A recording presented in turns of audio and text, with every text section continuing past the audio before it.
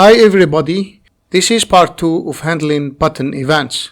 In the second part I will show you how to transform a static shape into an interactive element by treating it as a functional button.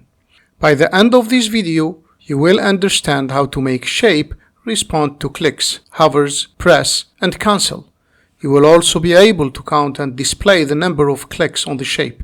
I will build a window with a circle, replacing the button and the text label that will display the event state, same as we did in part 1. I will dive straight into the implementation where I'll provide step-by-step code walkthrough.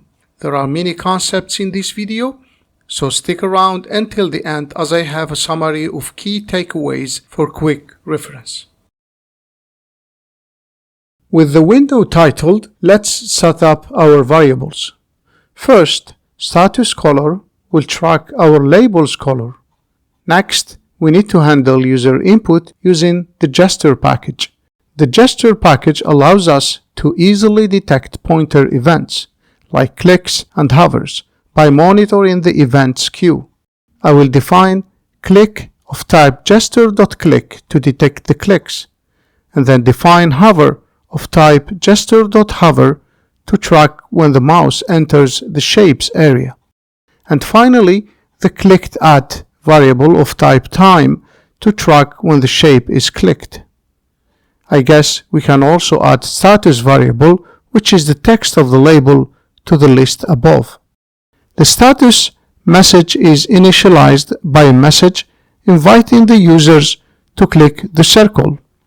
The status color is the color of the status message, and it is initialized to black color. I go now under Frame Event.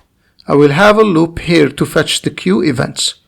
I start by fetching the clicks first, and to do so I call click.update to fetch clicks in a variable ev of type ClickEvent. ClickEvent is a data structure where Gio saves details about the clicks. Let's take a look at this data structure. Kind describes the phase of the click gesture. It's one of 3 values: press, click, or cancel. Position is the pixel coordinate where the click happened. Source indicates what kind of input device triggered the event. Common values are mouse, touch, and stylus. Modifier gives keyboard keys that might be held during the click. Example of that are key.mode shift, key.mode control, and key.mode alt. Num clicks counts consecutive clicks that occurred within a short time window of each other. Back to the code, and let's use the elements of this struct. The first test after the update call is checking if the queue is drained. This is done by testing the variable OK.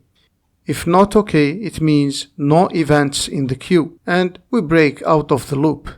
Next, I start processing click events by checking ev.kind. If it's a press, I set the time, I change the text message and the color to red, then invalidate. If it's a click, I do the same thing with a different text and color. Lastly, I process cancel the same way. A cancel is when we press when the pointer is on the circle and we release outside of it.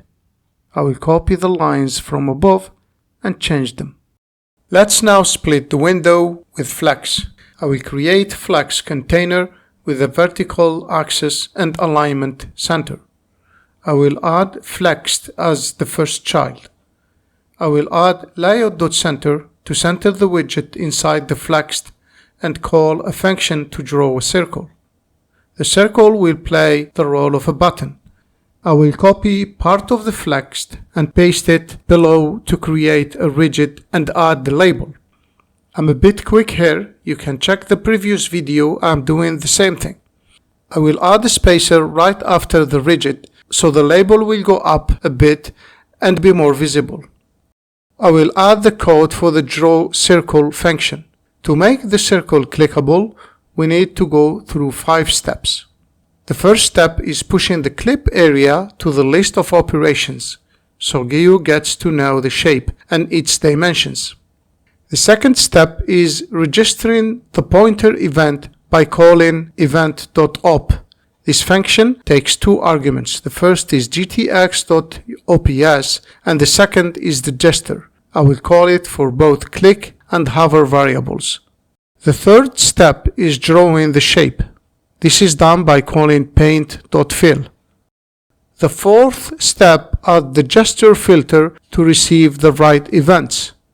I will call it for click and hover gestures. The fifth step is the last one and it cleans the list of operations.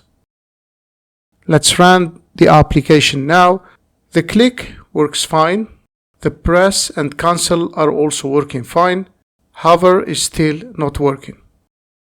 I added the click here and I will need to check for the hover right after. The hover is checked by hover.update. If it is true, it means the pointer is on the circle. We need to know if we had a click. If so, the hover will not be considered. If not, it will be considered and will change the state. To check if the click happened, we check if clickAt variable is set. If it is a hover, as usual, I change the state message and its color. Then invalidate. Let's see how the code reacts now. The hover works fine. Back to the code. I will implement now what I did in the previous video. I will make the message reset to the default after 1 second. If the circle is clicked and the time is still less than a second, then call invalidate. I will copy the if test and change it to check if the elapsed time since the circle was clicked is more than a second. If so, change the message, its color, and reset the time and invalidate. Run the program.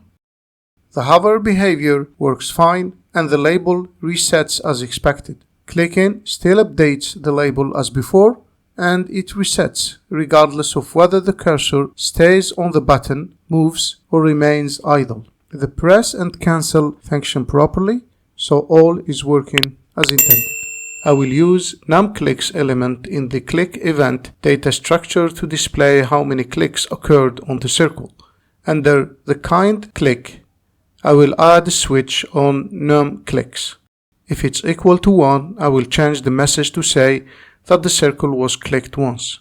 We can keep the color outside of the switch unless we want to have a different color based on the number of clicks, but we are not doing that.